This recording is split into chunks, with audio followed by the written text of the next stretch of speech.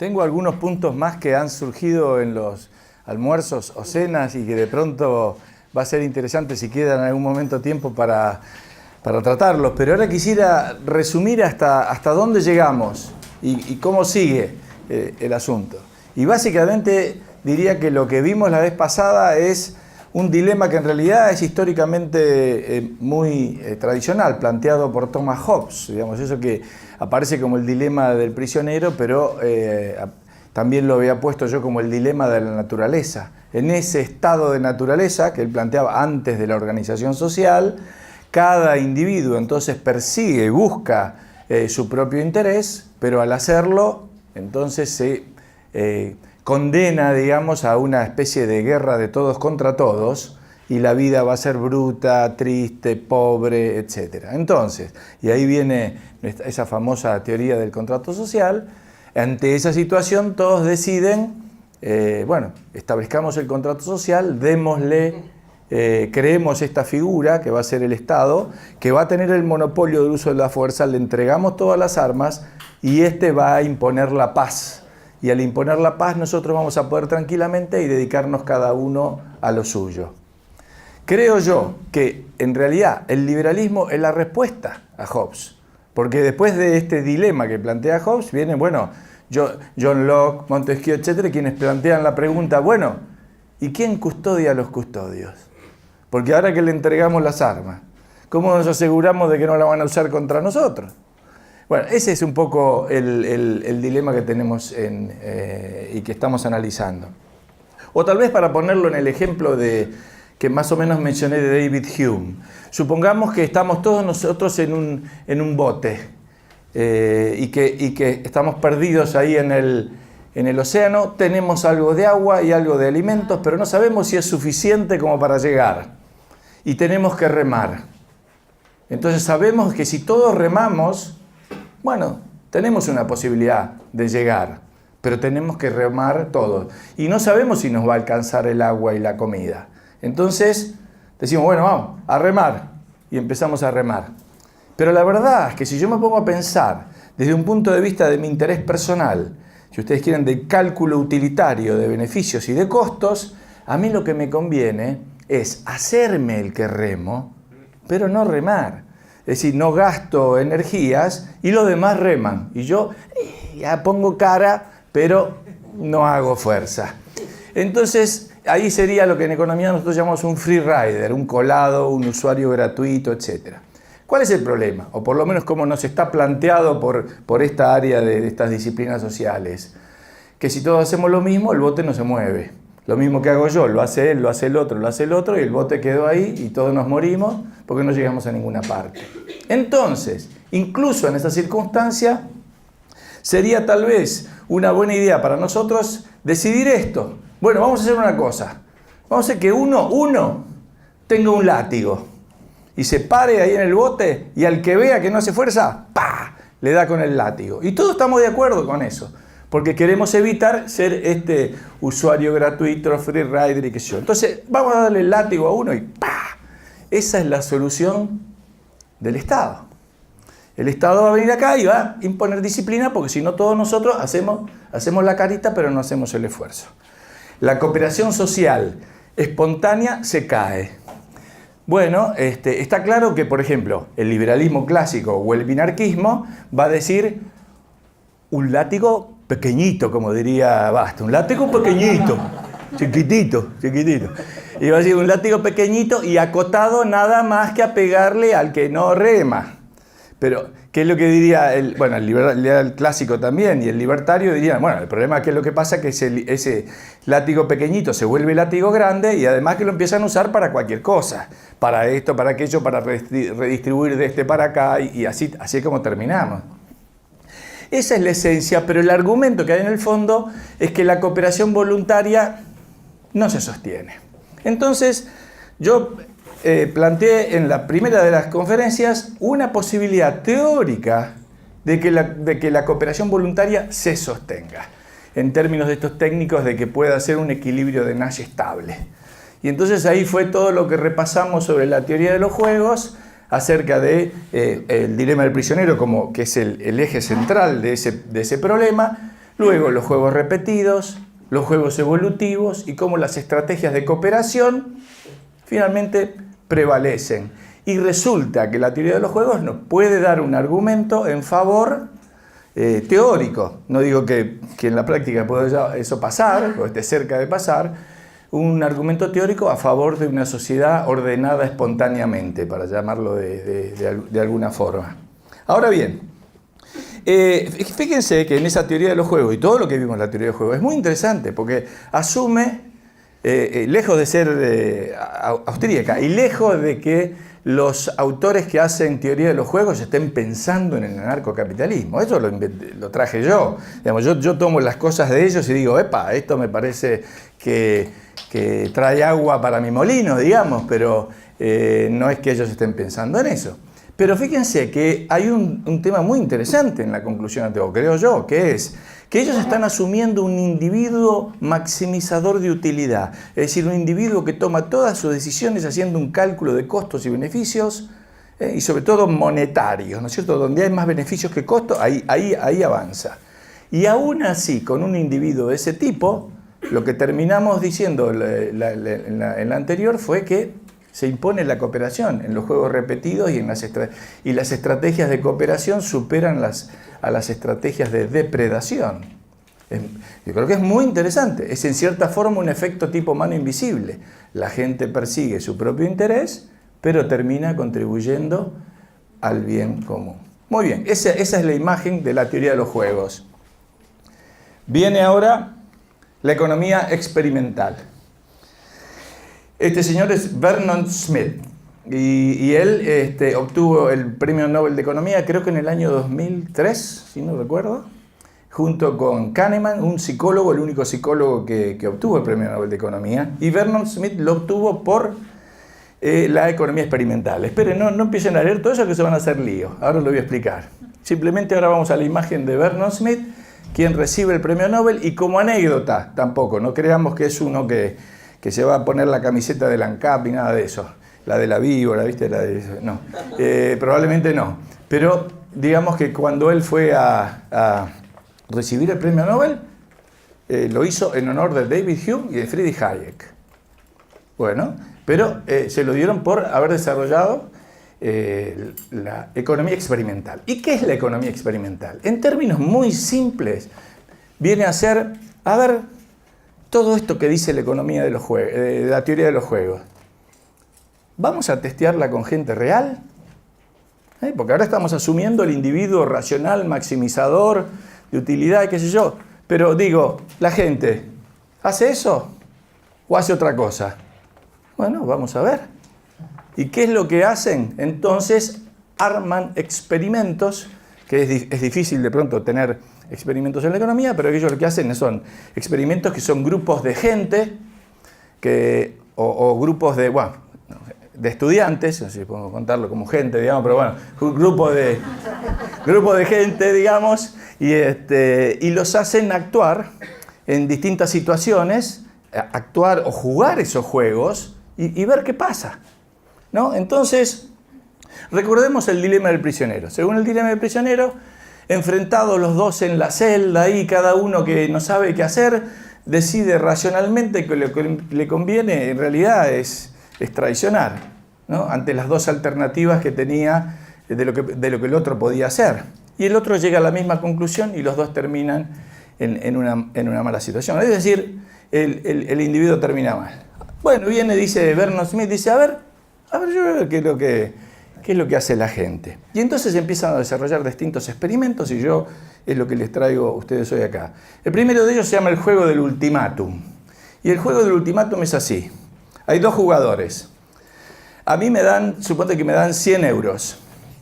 Y yo tengo que compartir algo con él. Algo. Yo tengo que decidir cuánto voy a compartir con él. Si él acepta lo que yo le ofrezco, nos llevamos el dinero. ¿Sí? El dinero vino de afuera, me lo dio el que hace el experimento. Me dio 100 euros en monedas de A1. Y yo tengo que compartir algo con él y si él está de acuerdo, me lo llevo. Bueno, ¿qué es lo que diría la lógica del cálculo económico racional? que en una situación de ese tipo, y ahora lo vamos a repasar para que se entienda, a mí me convendría ofrecerle 1 y a él le convendría aceptar. ¿Por qué? Y porque 1 es mejor que 0. Digamos, si lo rechaza es 0, si lo acepta es 1. Y como yo sé eso, yo le voy a decir, te ofrezco 1. ¿Querés 1? Y él va a decir, ¿cuáles son mis opciones? 1 o 0. Si lo rechazo es 0, bueno, venga el 1. Y yo me quedé con los 99. Ese sería el individuo racional. ¿Qué es lo que hace la gente? Bueno, ahora vamos a ver. Si hay encuentros, la gente no hace eso, no ofrece 1. Y fíjense lo que ocurre. La gente tiende a asignar el 44%, 44%, y el otro rechaza un 3% de las veces. O ofrece 36. En vez de ofrecer 1, ofrecen 44 y ofrecen 36. ¿Por qué? Esto es muy raro Entonces empieza a entrar en shock y en crisis con ese homo economicus que hace ese cálculo racional. Y fíjense, porque no es solamente que descubren que la gente no da 1, no ofrece 1, ofrece mucho más que 1, sino que además depende de la circunstancia con las cuales yo llegué a esta posición. Si yo llegué a esta posición, porque hacen distintos experimentos, si yo llegué a esta posición en forma aleatoria, es decir, por sorteo, por la moneda, por lo que sea, el promedio de lo que dan es 44. Si yo llegué a esta posición por un concurso, porque contesté mejor algunas preguntas, por ejemplo, ofrecen menos, ofrecen 36. ¿Por qué? Smith dice, bueno, porque la gente dice, bueno, por concurso me lo merezco, si yo contesté mejor. Entonces no tengo que compartir tanto. Pero si es aleatorio, si es por suerte, bueno, tiende a ir a mitad y mitad. Fue por suerte, me lo encontré, se lo podría haber encontrado, me tocó a mí, le podía haber tocado a él, bueno, se acerca a la mitad. Pero de nuevo, la racionalidad hubiera dicho 1. Sin embargo, no es así. Ok, bueno, vamos a otro. Y estos son todos de Vernon Smith, ¿no? El juego del dictador. Ahora es igual, pero él no puede rechazar. Él no puede decirme que no. O sea que ni siquiera hay ese riesgo de que me lo rechace. Yo simplemente le tengo que dar algo. De nuevo, la lógica racional diría, dale 1. Dale 1. Si no, ni siquiera te lo puede rechazar. No tenés ni ese riesgo. ¿Qué es lo que hace la gente? En promedio ofrece 23,3. Y si es anónimo, incluso si el otro ni te ve, ni sabe quién vos sos, estás en una computadora en otro lado, el otro no sabe, da 10. ¿Cómo? ¿Pero qué está pasando acá? Bueno, en otros experimentos, como ven ahí, el 60% de la gente dio 20% o más, cuando podría haber dado 1. Acá está pasando algo muy interesante. La gente no es así, no tiene, llamémoslo, aunque no nos desagrada esa palabra, no tiene ese egoísmo racional, calculador, homo economicus, ¿no? No somos así. Y no nos debería extrañar, porque la verdad es que si fuéramos así y la cooperación fracasara, porque cada uno persigue su propio interés, la vida social sería imposible. Nosotros hoy lees las noticias y te espantás porque decís, el mundo anda re mal porque ISIS mató a 200. Está bien, sí, esa es la noticia. Pero la otra noticia vendría a ser que hay otros 7.000 millones de personas que salieron hoy a la mañana de su casa y cooperaron con los demás. ¿Y cómo se explica eso? Si cada cual podría haber hecho la suya propia y no pensar en los demás y qué sé yo, y sin embargo no ocurre así. Nosotros hemos venido y nos conocimos, convivimos estos días, no nos peleamos, no nos insultamos, bueno, no sé, vamos a ver, discutimos, pero digamos, nada de eso, convivimos, no nos chocamos, no nos escupimos, no sé, nada de eso. ¿Y por qué? ¿En virtud de qué? Bueno, esto es lo que empieza a descubrir la economía experimental y dice, bueno, acá hay cosas para analizar. Por ejemplo, acá hay otro, un juego de la confianza, que se llama también, yo puse así porque se llama juego de public goods, es decir, de generar bienes públicos, o de dilema del prisionero. Son este tipo de juegos. Entonces, fíjense, lo voy a explicar. Uno, este es el jugador 1, recibe 20. Tiene estas opciones. O reparte con el otro, son dos jugadores, ¿no? Él recibe 20. O reparte 10 y 10, o le pasa al otro jugador los 20. Cuando le pasa al otro jugador los 20, esta suma se duplica y se puede repartir 15 para uno y 25 para 2, o el 2 se lleva todo, y este no se lleva nada. Entonces fíjese cuál es el dilema que se presenta. Yo tengo 20, podemos repartir 10 y 10. Pero si te paso los 20, y se duplica y por ahí te lo llevas todo. Entonces, si yo sé que vos sos económicamente racional, yo tendría que pensar, yo te paso los 20 y vos te llevas los 40. Y yo me quedo con 0. Entonces, para que eso no ocurra, yo tengo que venir acá. Y pierdo los beneficios de la cooperación social, porque nos quedamos con 20, 10 cada uno. Eso sería lo que diría el individuo, a lo que haría el individuo maximizador. Cae la cooperación porque yo supongo que vos maximizando te vas a llevar los 40. ¿Qué es lo que dice el ejemplo? El 50% viene acá y el 75% viene acá. ¿No hace? En otros casos, como ven, el 75% va al nodo 2, recíproca, digamos, y como vamos a ver ahora, mucho más si se puede castigar al que traiciona. O sea que esto es bastante interesante. Resulta que el individuo no somos así, lo cual al mismo tiempo es una buena noticia, digamos, para todos nosotros. Vamos a otro. Esta es Elinor Ostrom, la única mujer que obtuvo el Premio Nobel de Economía.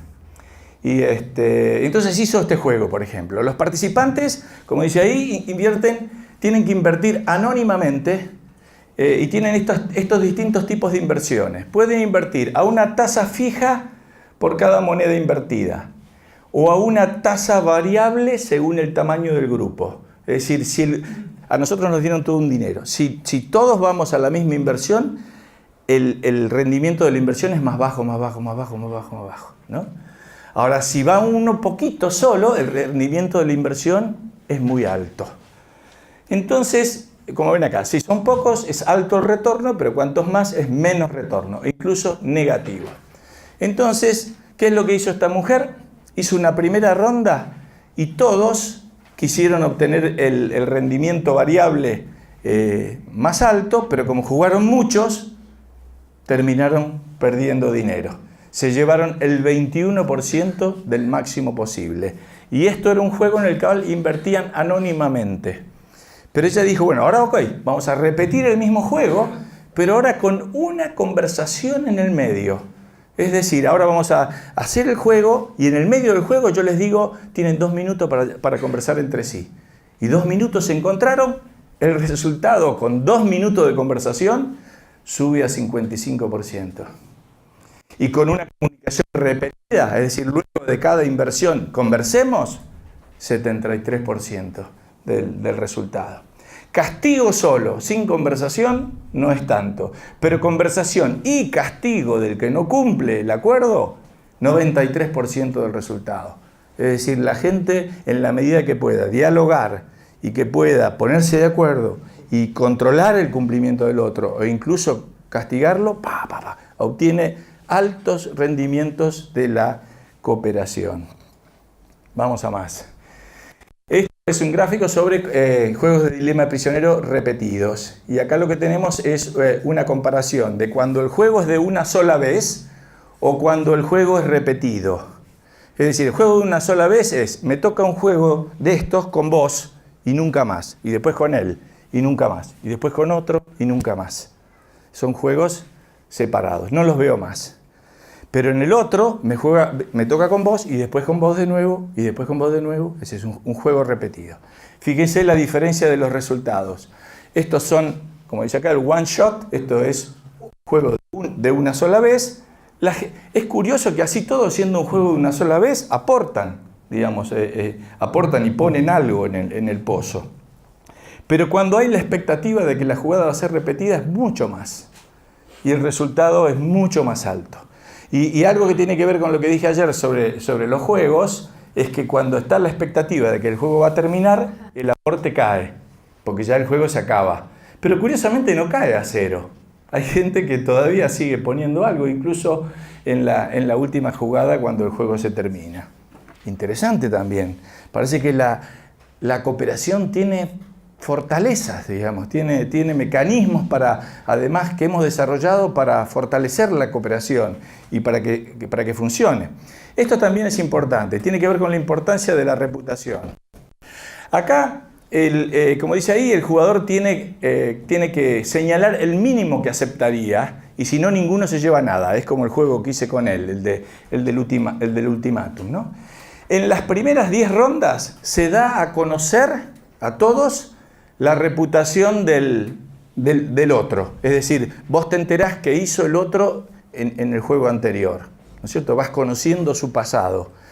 Cuando ya te dicen de entrada que se va a conocer la reputación, ya los aportes son más altos. Y cuando no hay información de tu pasado, los aportes son más bajos. Pero mire cómo cambia. Esto es con reputación, anónimo, cae.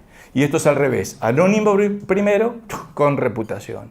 Es decir, el simple hecho de conocer cómo actuó el otro en el pasado, ya hace que vos de entrada, ya no es solamente saber cómo el otro actuó, sino que vos ya tenés un incentivo a actuar distinto porque querés construir tu propia reputación. Entonces ya empezás a actuar diferente, sabiendo de que la reputación está en juego. Otro más. No solamente la gente busca su reputación, sino que además premia a los donantes. Entonces, por ejemplo, como dice ahí, las personas donan más a quienes más han donado antes. Le dan más. En la misma situación, aquel que viene con una reputación de donador recibe más por parte de los otros. Y más aún lo recibe cuando tu propia reputación puede mejorar por el hecho de haberle dado. Entonces acá tenés cómo va creciendo lo que dan en relación a lo que los demás han dado. Cuanto más dan, más a su vez es el aporte, o cuando más han dado, mejor reputación tiene, más dinero dan. Bueno, este es el juego de confianza, el mismo que vimos antes, el de los 10 que se pueden dividir, de los 20 que se pueden dividir 10 o 10 o duplicarse, repetidas veces. Entonces, si se juega repetidas veces, las contribuciones tienden a caer si no hay castigo. Tienden a caer. ¿Por qué? Y porque si no hay castigo, de pronto hay algún vivo que quiere abusar. Pero que cuando hay castigo posible, las contribuciones suben a los niveles más altos.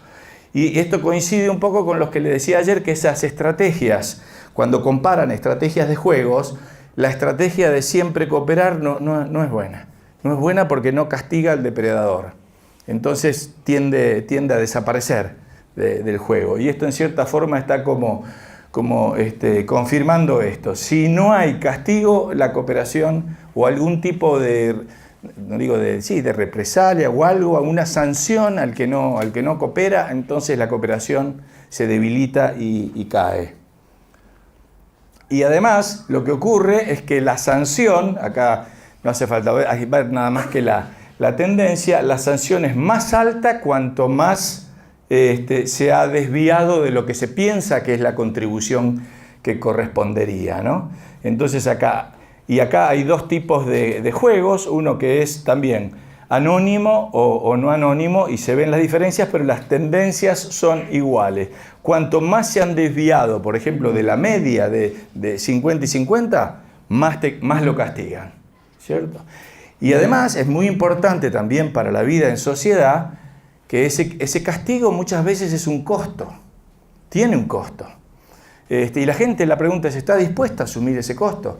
Porque todos sabemos eso, las normas, es muy bueno cuando la gente participa en su cumplimiento. Y todos ponemos ese ejemplo, no sé si ustedes también, pero allá sí, pero ¿viste cómo es? Vos vas a Alemania y tirás un papelito y vienen y te dicen, señor, acá se le cayó algo y hay alguien controlando la norma. Bueno, en algunos países es costoso porque haces eso y el otro puede reaccionar mal, ¿viste? Y no, o sea que el imponer el cumplimiento voluntario de una norma y ese castigo social puede tener algún costo. Pero bueno, acá vienen, parece haber algo así como que tenemos un instinto para castigar. Entonces han hecho este experimento, por ejemplo. 3 personas, A, B y C. A y B, el mismo, reciben una cantidad de 100 y A decide cuánto darle a B. ¿No? Es el mismo juego del ultimátum, el primero que vimos. Pero C, ahora que hay un tercero, recibe 50 euros, digamos. Y puede usarlos para castigar a este si piensa que este no hizo una buena propuesta. ¿Sí? Y no gana nada con castigarlo porque no se lleva ningún dinero. Pero a él le dieron 50 y le dicen, mira, si vos pensás que lo que le ofreces es injusto, vos podés castigar. Y cada uno que pongas, él pierde 3. Bueno, que si A transfiere 0, entonces C está dispuesto a gastar 14,5 para castigar en un 43%. ¿no? O sea, está gastando su propio dinero para castigar a este por no haber compartido en una forma que él entiende es más o menos como justa, proporcional o como ustedes llamen. Está dispuesta a poner ese dinero y gastárselo en un castigo. Y vos decís, ¿para qué se va a gastar la plata en un castigo? Bueno, eso es lo que la gente hace, ¿no es cierto? Está dispuesto a gastar hasta 14 de los 50 que le dieron para generar un castigo de 43. Y este gráfico es interesante porque, por ejemplo, este es los cuadraditos es lo que los receptores, o sea, B, creían que era una repartición justa, digamos. Y los rombos es lo que los que podían castigar estuvieron dispuestos a invertir para obtener este castigo. O sea que es bastante parejo. Aquellos terceros que estaban mirando coincidían con el receptor en cuanto a lo que merecía recibir por alguna circunstancia. Bueno, también hay otro más. Por ejemplo, este es como el ultimátum. Entonces, A tiene que establecer el porcentaje que va a tomar de B, ¿sí? Y B es informado de esto y puede destruir parte de su ingreso. Si destruye todo, A no recibe nada. Si B destruye todo lo que tiene, A no recibe nada. Si destruye parte, A recibe el porcentaje de esa parte. Bueno, ¿qué es lo que ocurre normalmente? B destruye el 50% cuando el otro se quiere llevar más del 80%. Le pareció excesivo. ¿Te querés llevar el 80%? Prefiero destruir 50% y que nadie, que se pierda eso, que nadie lleve nada, pero lo que estás haciendo no va, ¿no es cierto? Y esto, bueno, es mayor para cuando hay tomas de más del 80%, si el ingreso es sobre todo fruto del esfuerzo, y para tomas del 80%. Es decir, que son mecanismos de sanción social cuando se ve a alguien que parece que no está cooperando. También hay castigos cuando abusan a otros. Entonces este es un juego de castigo a terceros. Hay 3 jugadores. A y B juegan el juego del dictador. Ese ya lo vimos, ¿no es cierto? Yo te ofrezco algo y vos lo tenés que aceptar y chao. A recibe 100 y 50 y C recibe 50. Y cada unidad que use es un castigo de 3 para el otro. También lo mismo, ¿no?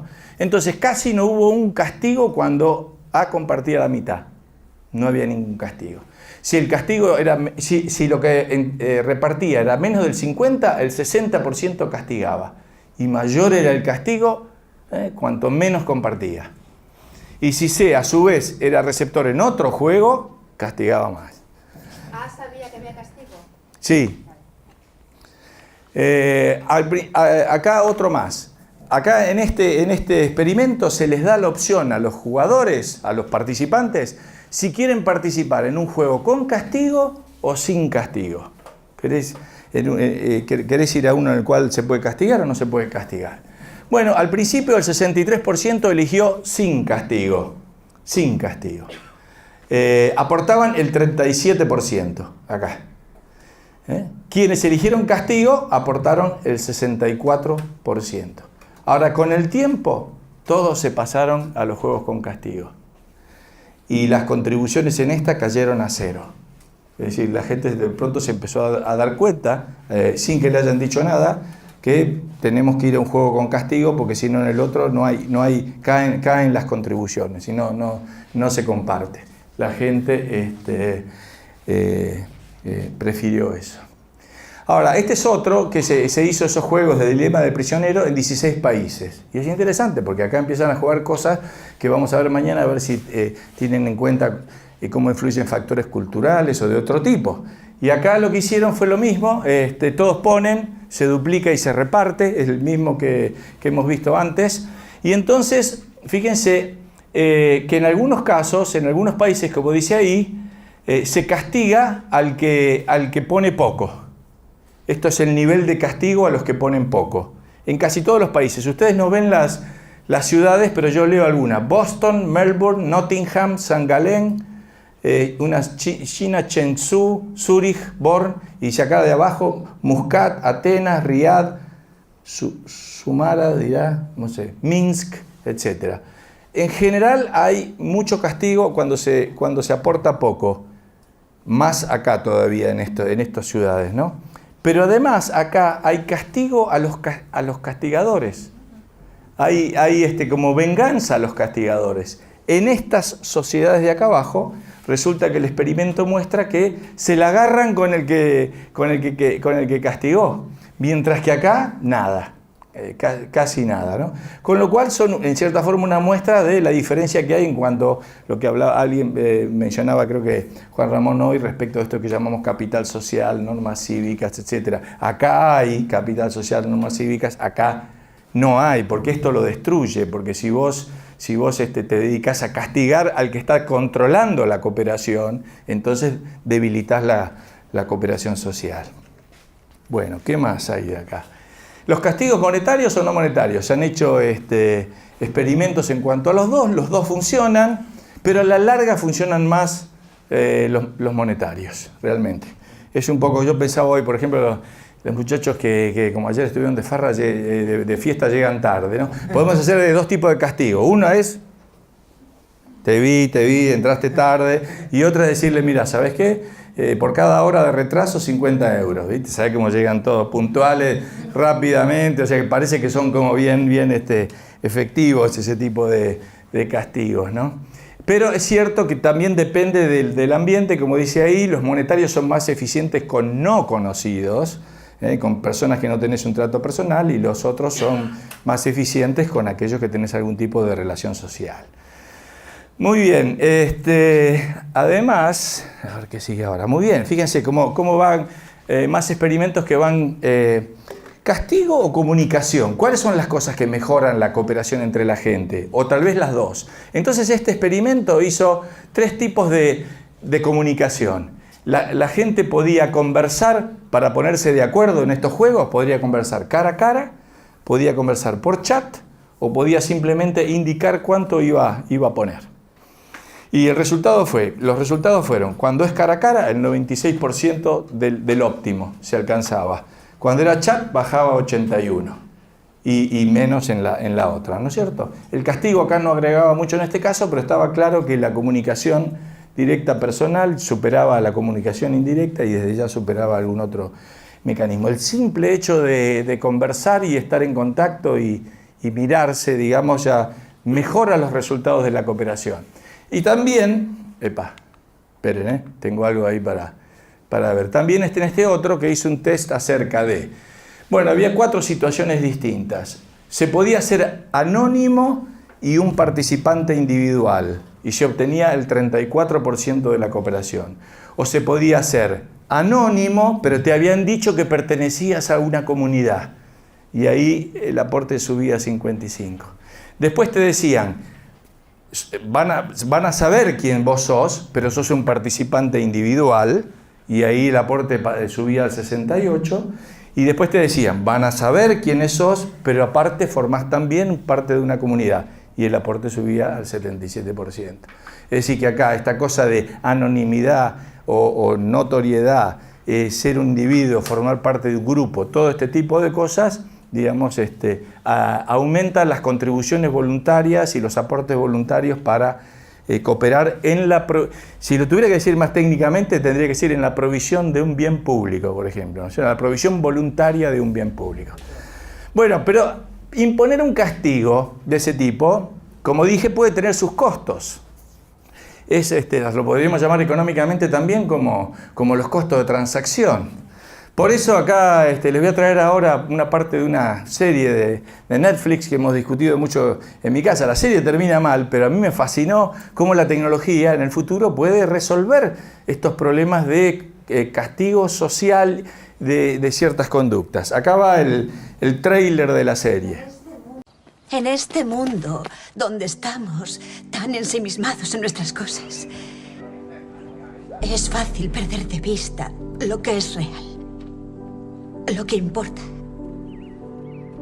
¿Conoces nuestro programa de personas influyentes? ¿Me admitirían en el programa? No, no lo harían. Necesitas en torno al 4,5. ¿4,5? Debido a su puntuación actual, está restringida a la flota Super Ahorro. Si nos fijamos en los números, su arco de popularidad es muy sólido, con una trayectoria muy fuerte. Veamos su esfera de influencia. Cambiaré esto. Buena periferia. Yo era un 4,6 antes. Vivía para eso. Empecé a decir lo que quería cuando me daba la gana, lo soltaba de golpe. A la gente no le gusta eso. ¡Que te jodan! ¡Que te jodan el miércoles! ¡Que te jodan por Navidad!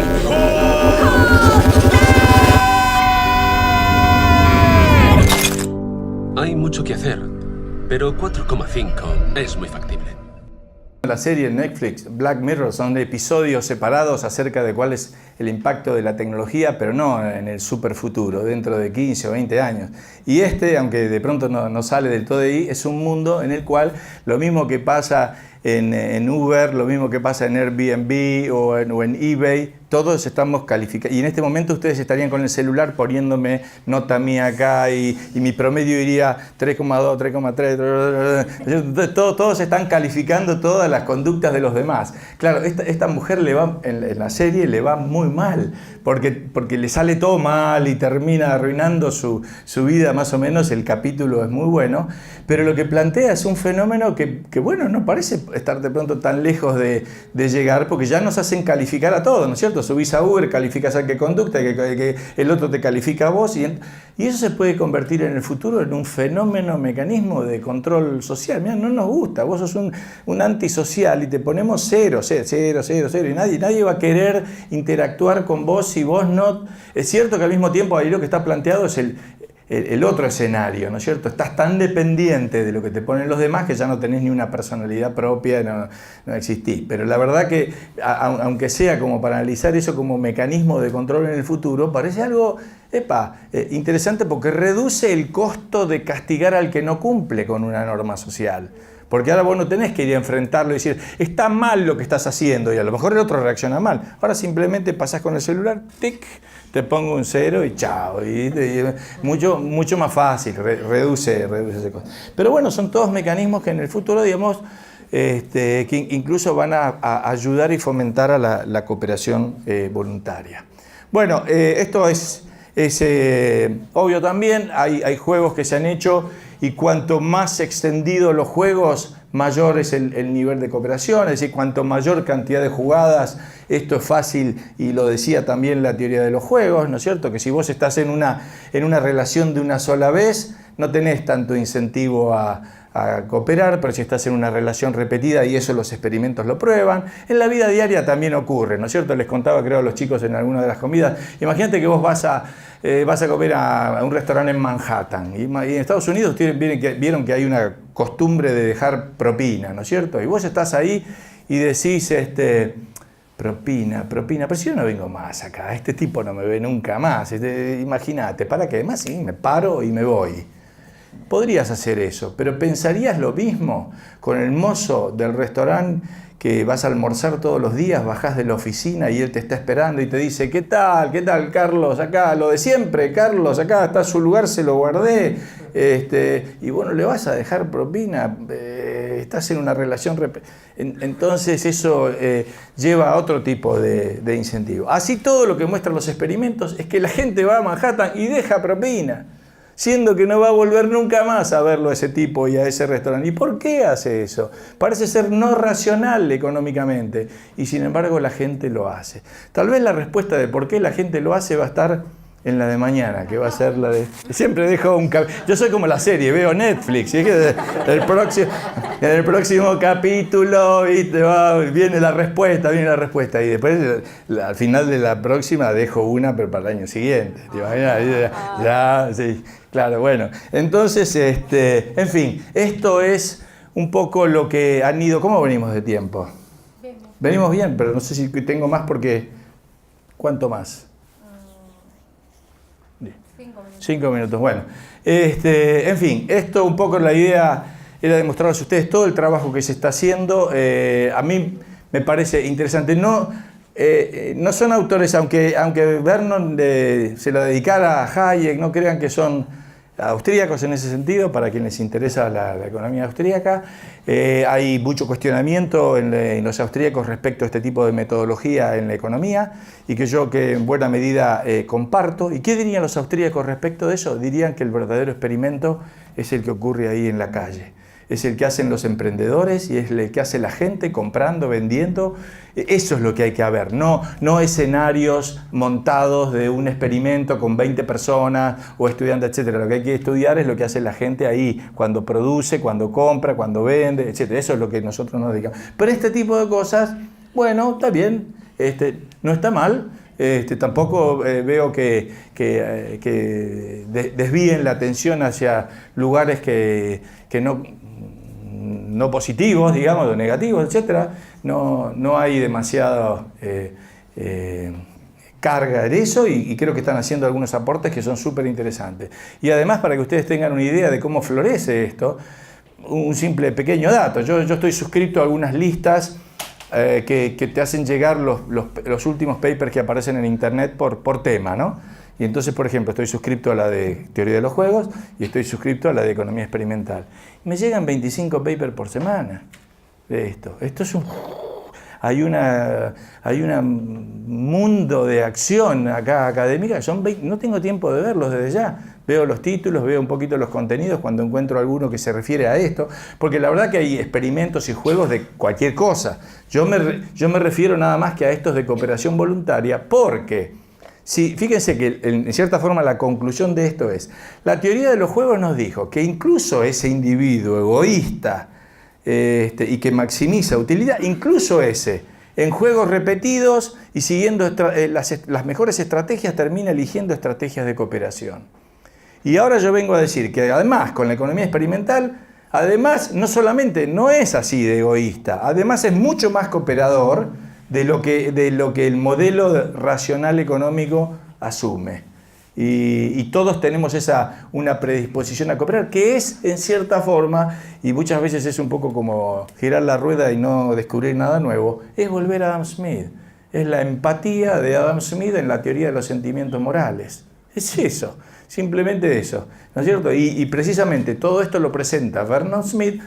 Yo tal vez podría enviar, si quieren, después y recomendar. Tiene un artículo que se llama Las dos caras de Adam Smith, en el que hace una introducción a la economía experimental, presentando algunos de estos tipos de juegos y tratando de explicar qué somos, egoístas o altruistas. ¿Qué somos? Parecía haber un dilema en Adam Smith, porque en un libro dice que tenemos simpatía por los demás, y en el otro que perseguimos nuestro propio... ¿Qué somos? Y es lo que dice, somos las dos cosas. Somos las dos cosas, en distintos ámbitos. En el vínculo impersonal, entonces buscamos simplemente perseguir nuestro interés personal, pero va a ser en nuestro interés personal colaborar con los demás. Y en los vínculos más cercanos, de la familia, etcétera, tenemos simpatía. No hacemos intercambios de dinero, hacemos intercambios de favores.